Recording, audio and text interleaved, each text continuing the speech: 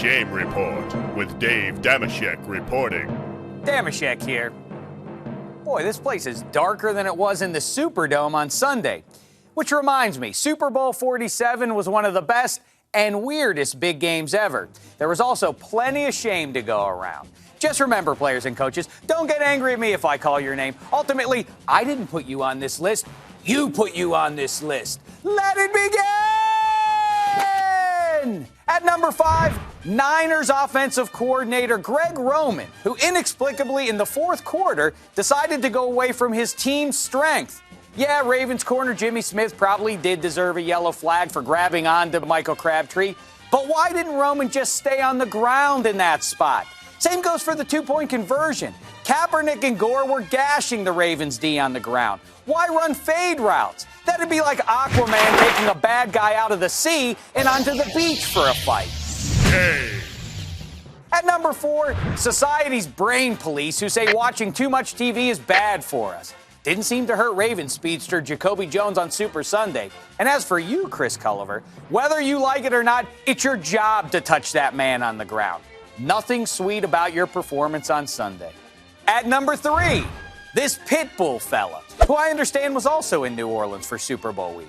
We didn't catch up, but it's just as well. I can't shake the feeling he and I wouldn't be friends. I don't mean that in a one-sided way either. It'd be mutual. I can't figure out what's up with this guy. He's always doing this move. What is he? Is he happy? Is he angry? I can't tell.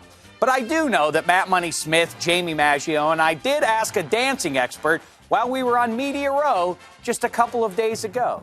The singer? Yeah. Yeah, I like his one song. If you Which ain't one? working hard, better picture that with a Kodak. Look at that. That's my favorite song because I go by that motto. Hey, Gronk, the Pats called.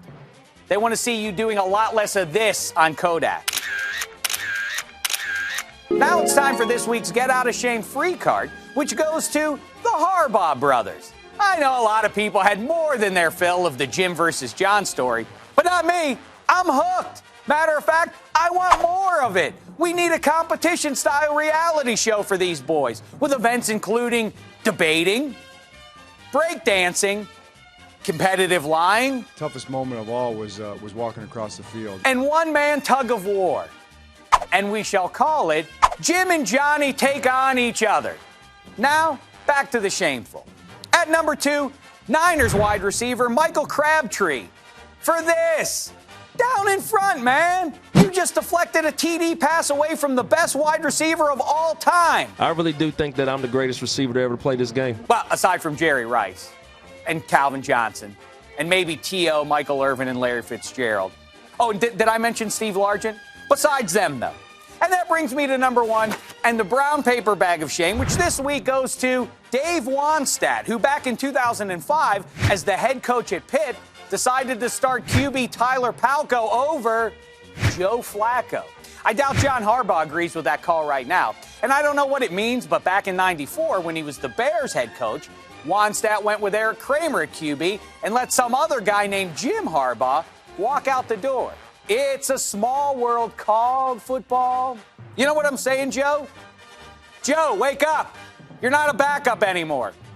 I don't know if you're elite or the best, but I do know you're a Super Bowl champion and you're about to be real rich. Muzzle tough to you and all the Ravens. As for me, I have a confession to make.